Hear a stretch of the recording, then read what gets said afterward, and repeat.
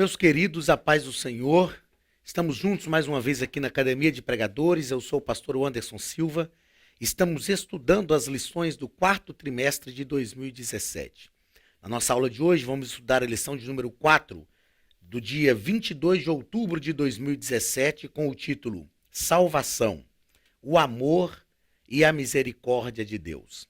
O texto áureo da nossa lição está na primeira epístola de Pedro, capítulo 2, e o versículo de número 10, que nos diz o seguinte: Vós que em outro tempo não éreis povo, mas agora sois povo de Deus, que não tinhais alcançado misericórdia, mas agora alcançaste misericórdia. Esse texto me chama a atenção porque Pedro está dizendo, olha, vós que em outro tempo não éreis povo, mas agora, ele diz, sois povo e povo de Deus. Ele não está querendo dizer só assim, olha, vocês agora são um povo.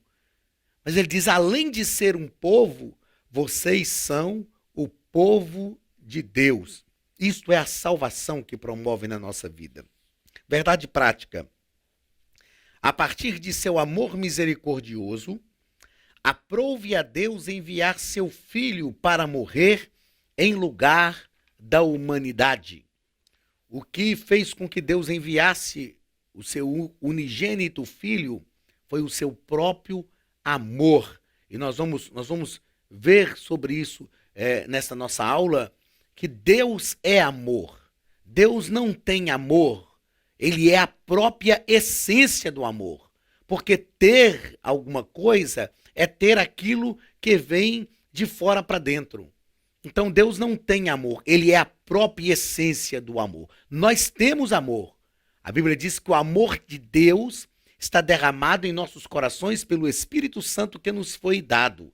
Agora, não foi ninguém que derramou amor no coração de Deus. Muito pelo contrário, ele é a própria essência do amor.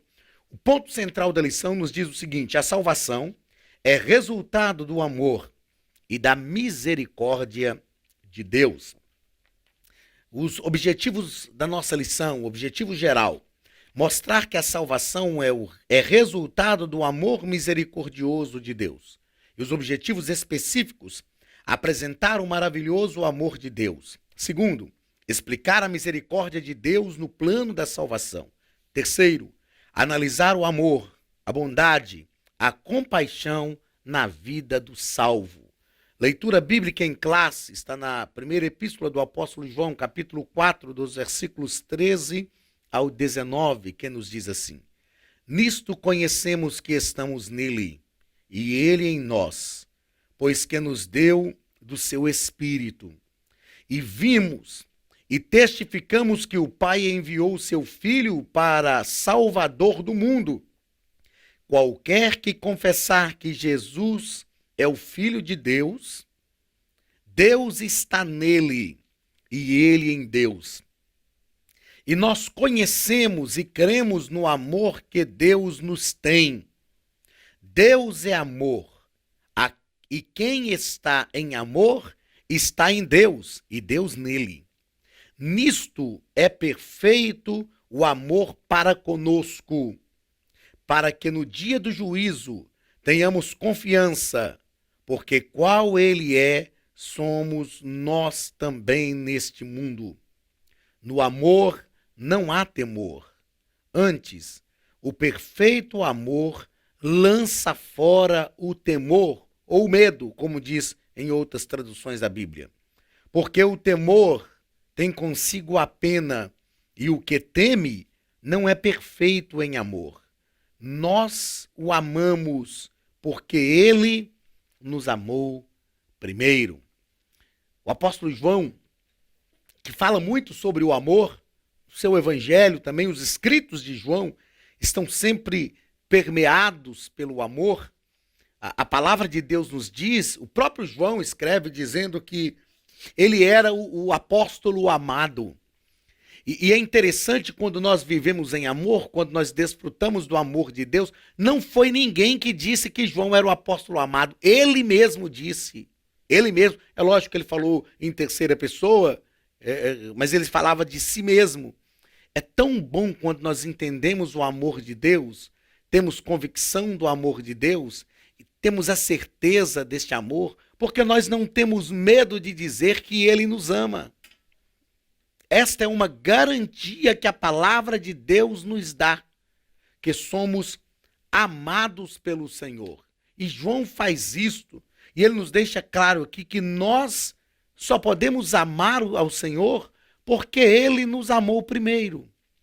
Meus queridos, o que nós aprendemos na verdade é que o nosso amor é uma resposta ao amor de Deus. Ninguém por si só tem a capacidade de amar ao Senhor. Isto porque a humanidade que está em nós é essencialmente má. Não porque Deus criou a humanidade má, mas porque nós somos maus por natureza. É a herança do pecado de Adão que está em nós, que foi transformada por Jesus.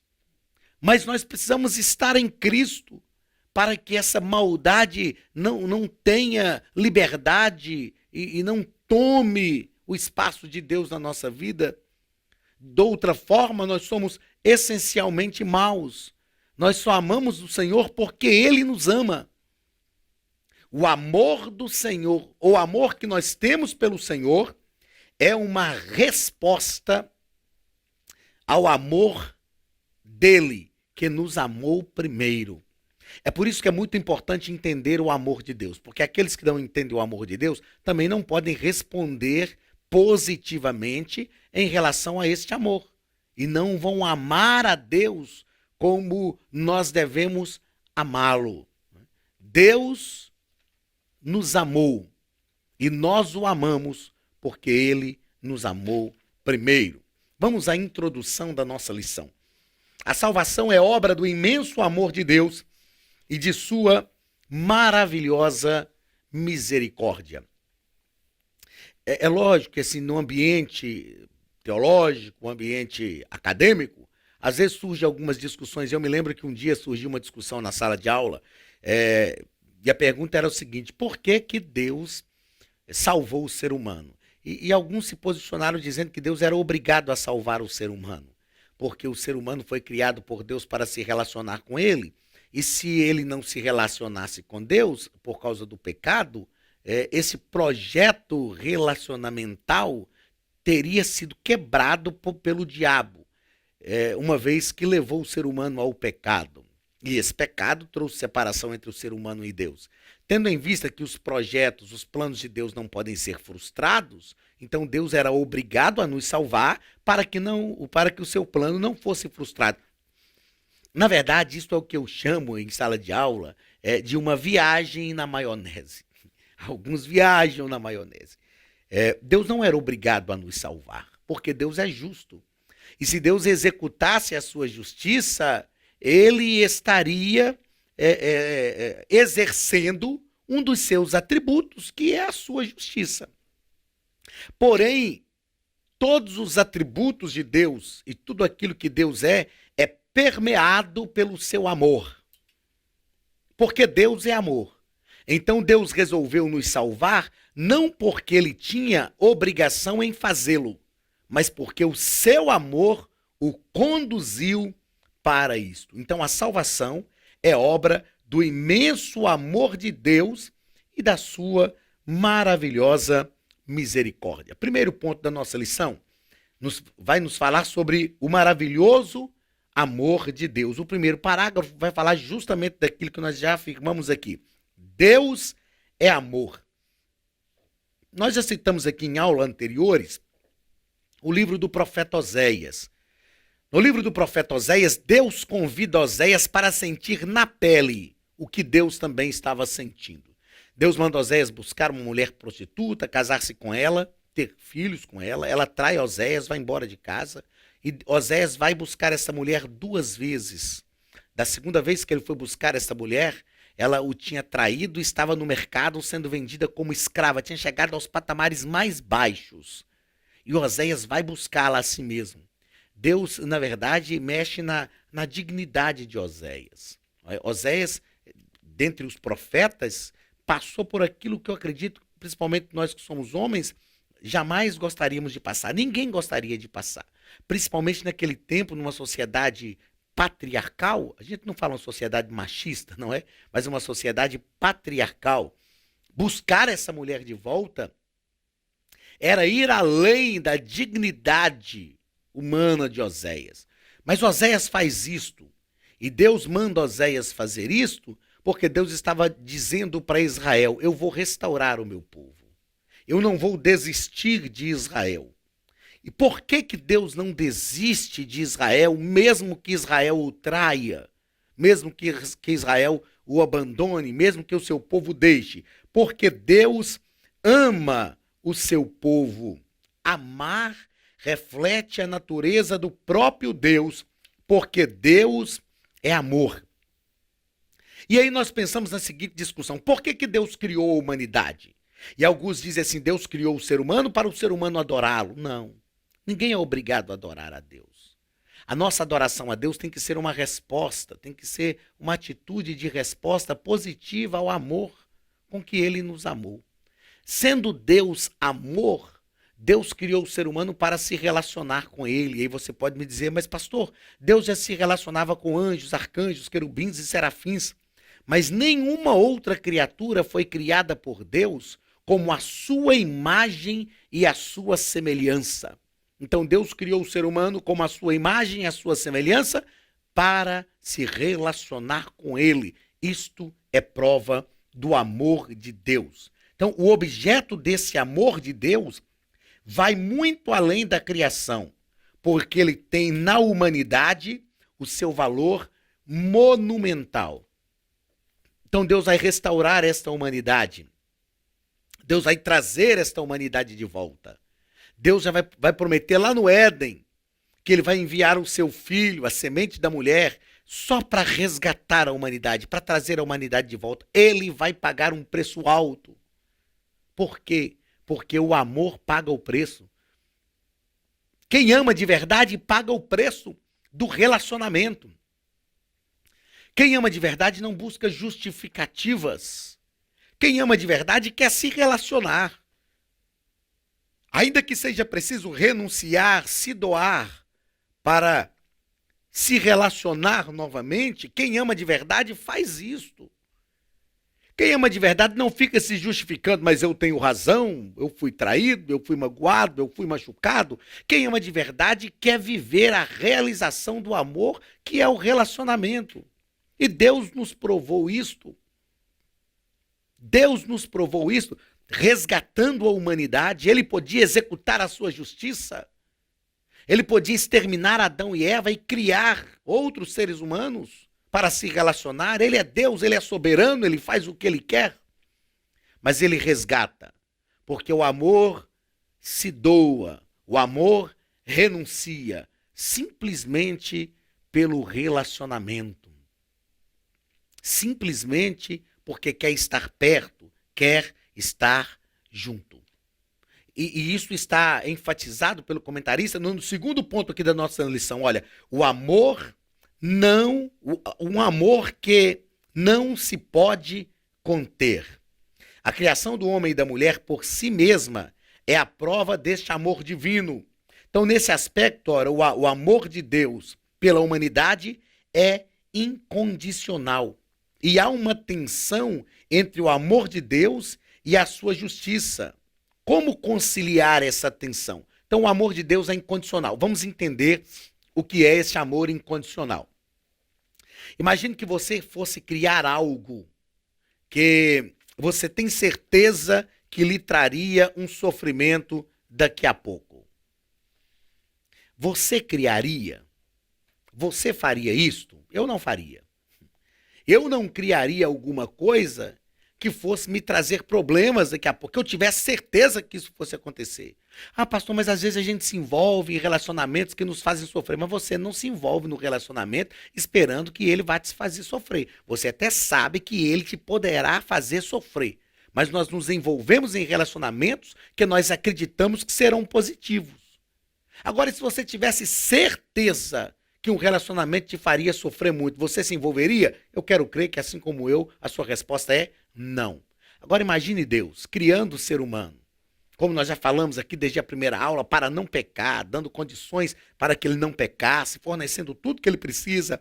Mas Deus sabia, pela sua presciência, esta minha criação vai me trazer problemas.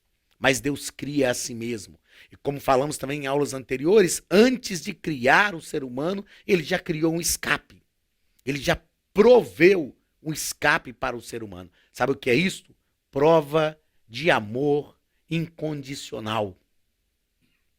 Deus não nos ama por aquilo que nós somos.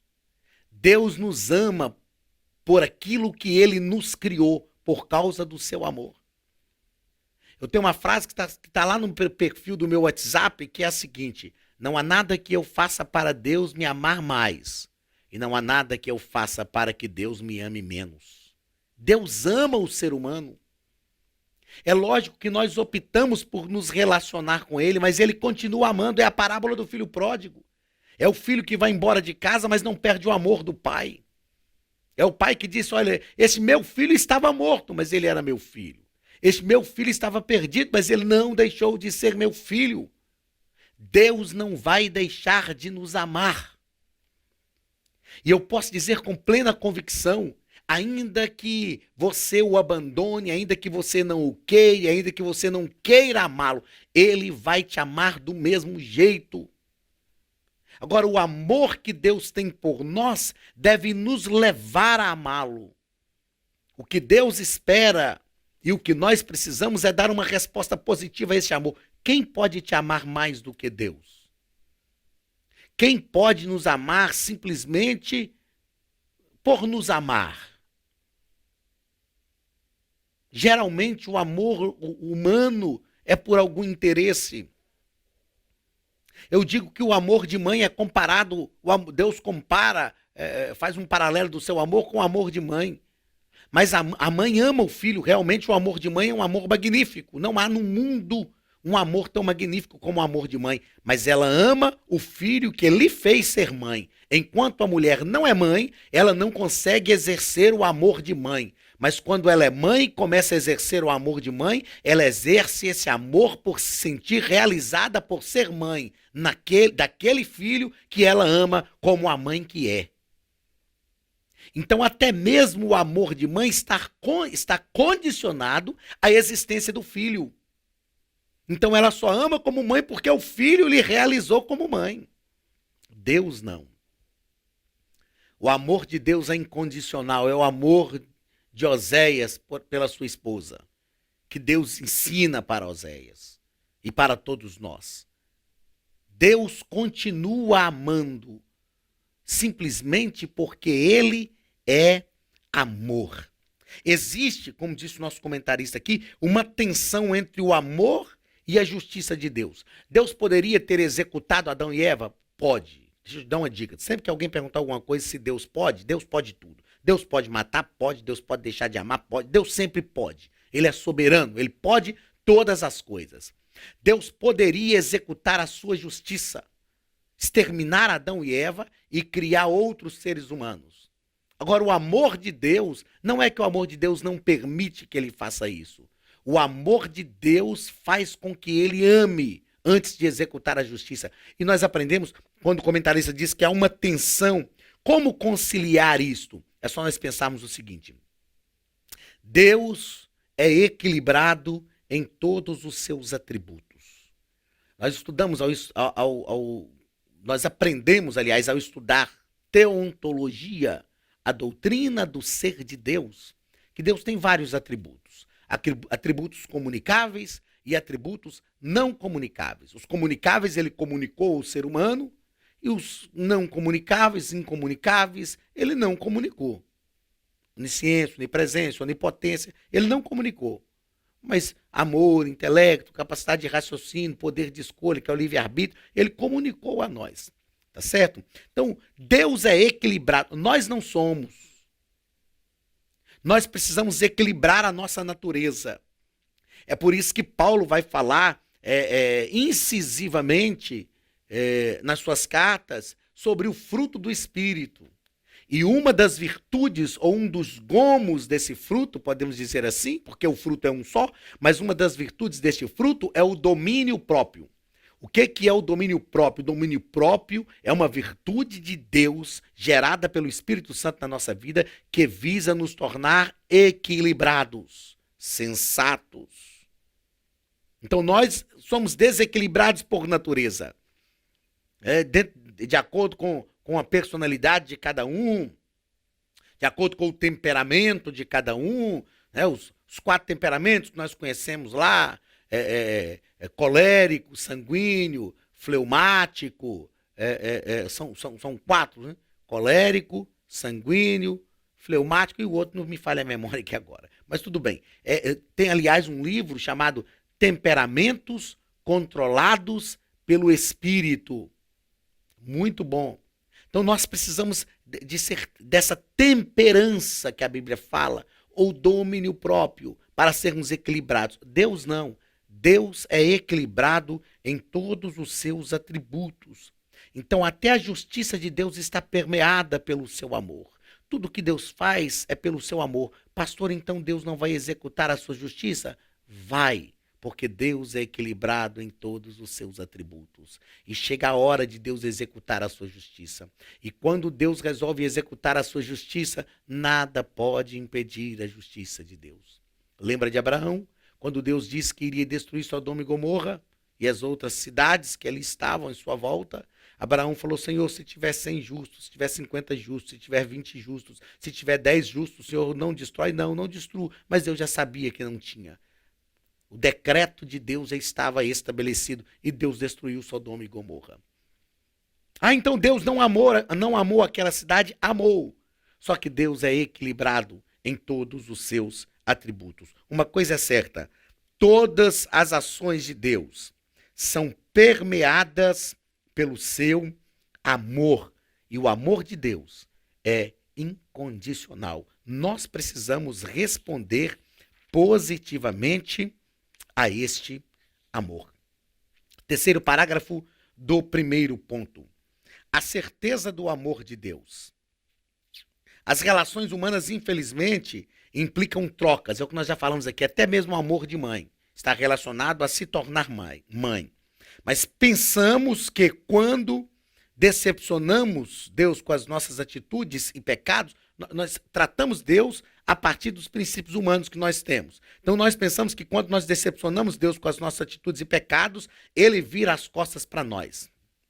Gente, uma coisa que nós precisamos aprender é o seguinte: nós não surpreendemos Deus. Sabe quando a gente se frustra com a atitude de alguém? O que é essa frustração? A gente espera uma coisa e a pessoa age de outra forma. Mas Deus não espera de nós que nós sejamos fiéis a Ele em todo o tempo? Sim, é o que Deus quer. Mas Deus, na sua presciência, já sabe quando nós vamos falhar. Já sabe quando nós vamos errar. E nós precisamos entender que mesmo quando falhamos, o amor de Deus está para com a nossa vida. Pastor, então isso nos permite viver falhando, isso nos dá liberdade para pecar. Meu querido, ninguém precisa de liberdade para pecar. A gente peca porque a gente é pecador mesmo. Não é a benignidade, a longanimidade, a paciência de Deus que nos dá direito de pecar. Não, nós pecamos porque somos falhos, porque somos pecadores. O que nós precisamos entender é que o amor de Deus deve gerar em nós uma resposta positiva. É o filho pródigo que vai embora de casa, mas o pai está esperando. É o filho pródigo que sai, mas o pai sabe que ele vai voltar. E quando ele volta, o irmão não quer recebê-lo. Mas o pai o recebe e dá ordem aos criados: tratem ele como filho. O pai está ensinando, Jesus está nos ensinando na parábola do filho pródigo. Aliás, eu estudei a parábola do filho pródigo com profundidade, uma certa profundidade e com muita dedicação. E alguns escritores, alguns comentaristas, aliás, dizem que a parábola do filho pródigo bem que poderia ser chamada de parábola do pai compassivo. Porque é isso que nós vemos na parábola, o amor do pai. Porque de pródigo aquele filho não tem nada. Pródigo é aquele filho que consegue viver por si só, e ele não conseguiu, e ele teve que voltar para a casa do pai, mas o pai o recebeu com amor. O pai o recebeu como filho e não como um peregrino. O pai o recebeu não como um vagabundo que foi embora de casa, mas como filho. Deus vai nos amar ainda que nós não queiramos amá-lo. E este amor de Deus tem que gerar em nosso coração uma resposta positiva ao seu amor. O amor do Altíssimo não se baseia no ser humano, que é o objeto do seu amor, mas está baseado nele mesmo, que é a fonte inesgotável de amor. O amor de Deus está baseado nele mesmo. Ele é a fonte inesgotável de amor. O meu desejo é que nesta lição você tenha pessoas não crentes te ouvindo, que você ensine isso para os seus alunos, mostre para os seus alunos que Deus sempre vai nos amar. Nada poderá nos... É isso que Paulo fala. Nada poderá nos afastar do amor de Deus. Nada. Nem a altura, nem a profundidade, nada, nem as potestades, nem os demônios, nem o presente, nem o porvir, nada poderá nos afastar do amor de Deus. Portanto, o Espírito Santo, portanto, o amor de Deus está derramado em nossos corações pelo Espírito Santo que nos foi dado. Segundo ponto da nossa lição. Um Deus misericordioso. O que é misericórdia? A misericórdia do Pai torna-se favor imerecido para com o pecador que merecia a condenação eterna. A palavra misericórdia vem de dois termos: miséria mais cardia. Quando nós falamos que Deus tem misericórdia, nós estamos expressando duas coisas. Primeiro, Deus coloca o coração na nossa miséria. E Deus conhece profundamente a nossa miséria. Segundo, Deus abre o coração para um miserável. Cardia é de onde vem o termo cardiologista.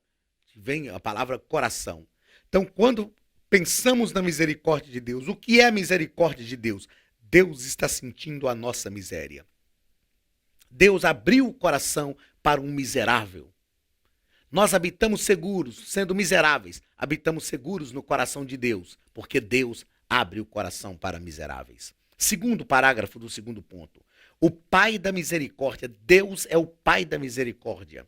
Baseado na expressão dessa misericórdia, o pecador arrependido pode tranquilizar o seu coração e, no lugar de sentir-se perturbado e aflito, descansar no perdão e na reconciliação de Deus. Quando temos convicção, como é bom quando temos convicção do perdão de Deus, da misericórdia de Deus. Nós precisamos conhecer mais a misericórdia de Deus, não brincar com a sua misericórdia, com a sua graça, mas conhecer a misericórdia de Deus de perto. E saber que essa misericórdia de Deus deve nos aproximar dele.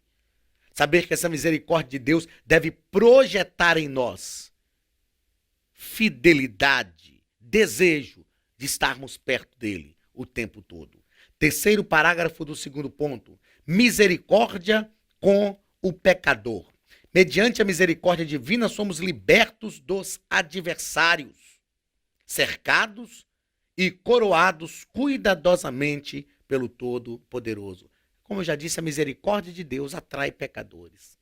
Faz com que a gente tenha um lugar seguro, faz com que a gente seja defendido, faz com que a gente seja amparado, abraçado, coroados cuidadosamente pelo Todo-Poderoso.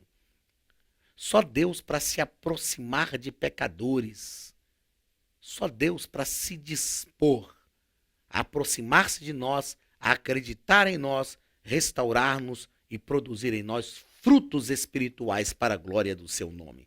Terceiro parágrafo, terceiro ponto, aliás, da lição.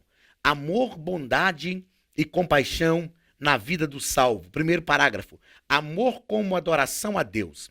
Mediante o amor divino, o salvo em Cristo é levado a demonstrar em atitudes e palavras o quanto ele ama a Deus, sabendo que isso só foi possível porque o Pai o amou primeiro.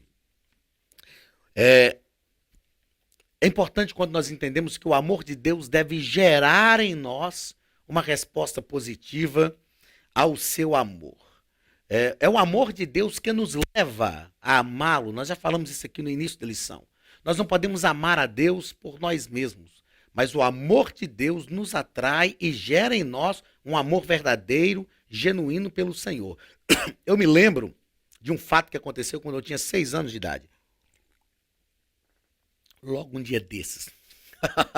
Logo um dia desses. Eu sou o filho mais velho de uma família de 4 irmãos. E eu me lembro que uma noite, preste atenção nisso, que isso marcou a minha vida. Eu me lembro que uma noite minha mãe chegou em casa, os outros 2 irmãos, o mais novo estava na casa da minha avó, e os outros 2 irmãos abaixo de mim, um irmão e uma irmã, respectivamente, estavam dormindo. E a mamãe chegou e ela tinha um pacote na mão e eu vi brincando, cumprimentando ela e tal, pedi bênção. E ela pôs um pacote em cima da cama no quarto. E eu perguntei para ela, mamãe, o que é isso aí? E ela disse assim, não mexa nisso. E entrou pro quarto, entrou pro banheiro para tomar banho. Pensa, um menino de 6 anos, com temperamento colérico, com ascendência sanguíneo. Você diz, era melhor não ter pedido para eu não mexer. Não mexa nisso, era mais fácil ela ter pedido, não respire. Na hora que ela entrou pro banheiro, eu peguei e apertei o pacote. Fez um crackzinho e eu vi que quebrou um negócio. E aí eu já saí assustado, fiquei já, como diz lá na roça onde eu venho, ressabiado. Mamãe saiu do banheiro e entrou no quarto para se trocar, né? E ela chamou meu nome, falou, Anderson. E eu já sabia do que se tratava, é claro. Ela disse, você mexeu nisso aqui? E eu fiquei, sabe quando a gente fica assim, kikiki, cococó, tentando explicar uma coisa e outra? Eu falei, não, mas... Aí ela me disse assim, vocês precisam aprender a obedecer. Isto aqui é para vocês mesmos. Ela me chamou, me sentou na cama e ela abriu o pacote. Hoje é um negócio muito simples, mas naquele tempo pra gente era só época festiva. Era um canudo, não sei se todo mundo conhece por esse nome, um canudo que a gente enche de doce de leite. Tem em todo lugar no Brasil, tem isso. E eu não sei fora, né? Os nossos alunos que estão fora do Brasil, mas chama canudo. A gente enche de doce de leite, geralmente, pelo menos lá na minha terra, lá em Minas Gerais, pra gente comer. E ela disse assim, isso aqui é para vocês mesmos. Aí o que a mamãe fez? Isso me comove, me emociona toda vez que eu lembro e falo disso. A mamãe pegou um canudo inteiro, encheu de doce e me deu. Ela pegou o canudo quebrado, que eu tinha quebrado, colocou doce e ela comeu o canudo quebrado. Eu fui deitar e comecei a pensar nisso. É lógico que hoje eu penso nisso de forma muito mais racional do que naquele tempo. Mas eu comecei a pensar assim, olha, a mamãe me ama de verdade. Para quem foi criança de 6 anos há 35 anos atrás, porque eu tenho 41 hoje, sabe que desobedecer a mãe como eu fiz, no mínimo era um tapaço por ele afora. No mínimo. Para falar que não aconteceu nada, que ficou de graça, que ficou bom. E eu comecei a pensar, não, a mamãe me ama mesmo. Olha, eu merecia tomar um tapaço, ela não me bateu. Para ela ser justa, justa, justa de tudo, ela poderia dizer, já que você quebrou o canudo, toma aqui o canudo quebrado, ele é seu. Mas ela me deu um canudo inteiro e ela comeu o canudo quebrado. Quando eu falei isso uma vez lecionando soteriologia, minha mãe era minha aluna nessa época, e ela disse que não lembrava desse fato, mas esse fato marcou a minha vida. E quando eu contei, ela lembrou. Esse fato marcou a minha vida, sabe por quê, queridos? Diante dessa metáfora, dessa história que eu estou te contando, dessa parábola que eu estou te contando, não é uma parábola porque realmente aconteceu, né? Eu aprendo o seguinte, Jesus, ou Deus, comeu o canudo quebrado. Além de não nos punir pelos nossos pecados e nos perdoar pelos nossos pecados, ele pagou o preço pela nossa falha. Foi o que a mamãe fez. Além de não me bater, que era punir pela minha falha, além de não me dar o canudo quebrado, ela me deu um canudo inteiro. O canudo inteiro são as bênçãos de Deus sobre a nossa vida, a salvação de Deus que nos alcançou. Deus come o canudo quebrado, meus irmãos. Deus nos abençoa. O capítulo 40 de Isaías, Deus falou com Israel. Vou fazer questão de ler. Capítulo 40 do profeta Isaías. Olha o que Deus fala com Israel. Consolai, consolai o meu povo, diz o vosso Deus. Falai ao coração de Jerusalém. Bradai-lhe que já é fim do tempo da sua milícia. que a sua iniquidade está perdoada, ou seja, o amor de Deus alcançou e perdoou a iniquidade do seu povo, e que já recebeu, preste atenção nisso, e que já recebeu em dobro das mãos do Senhor por todos os seus pecados. Deus está dizendo, Israel pecou, mas eu vou abençoar Israel. Vou abençoar Israel em dobro por causa dos seus pecados. Só Deus faz isso, porque Deus não tem que dar satisfação para ninguém. Ele perdoa porque Ele quer perdoar. Ele ama porque Ele quer amar. Ele não precisa dar satisfação a ninguém. Só que o amor de Deus não pode nos levar a pecar. O amor de Deus não pode produzir em nós um sentimento de que a justiça de Deus não será executada. O amor de Deus tem que produzir em nós aquilo que o amor da minha mãe produziu em mim quando eu tinha 6 anos de idade, quando ela comeu o canudo quebrado e me deu o canudo inteiro. E eu pensei, ela realmente me ama, eu preciso honrar este amor, eu preciso responder positivamente a este amor. Como você vai responder ao amor de Deus? Ele te amou de forma incondicional, mas nós não podemos viver na libertinagem por causa disso, porque ele também é justiça. E nós já falamos aqui numa aula passada que ele é equilibrado em todos os seus... Aliás, na aula passada, não, no ponto passado desta lição, ele é equilibrado em todos os seus atributos. Não é? Então, o amor como adoração a Deus. Deus nos ama. E por causa do amor dele, nós o amamos e somos levados a adorá-lo. Segundo parágrafo desse terceiro ponto. Amar ao próximo. Embora as relações sociais estejam precárias no contexto moderno, devemos amar o outro sem esperar algo em troca. Se Deus nos amou sem esperar algo em troca, por que nós vamos amar sempre esperando alguma coisa? Nunca tivemos uma sociedade tão egoísta, egocêntrica, como a geração que nós vivemos. Nunca tivemos. Nós precisamos entender que o amor de Deus por nós deve encher o nosso coração de forma que a gente reflita este mesmo amor ao amar o outro. Ah, mas ele me magoou, então perdoa. Não deixe que a mágoa impeça o seu coração de desfrutar do amor. O amor de Deus por nós deve gerar em nós amor pelo próximo. E o terceiro parágrafo, amor como serviço diaconal. Jesus lavou os pés dos discípulos. E quando ele foi lavar o pé de Pedro, Pedro falou, não, meu pé só não lava. E eu já vi pessoas dizendo, olha que lindo, só Pedro entendeu que Jesus era o mestre.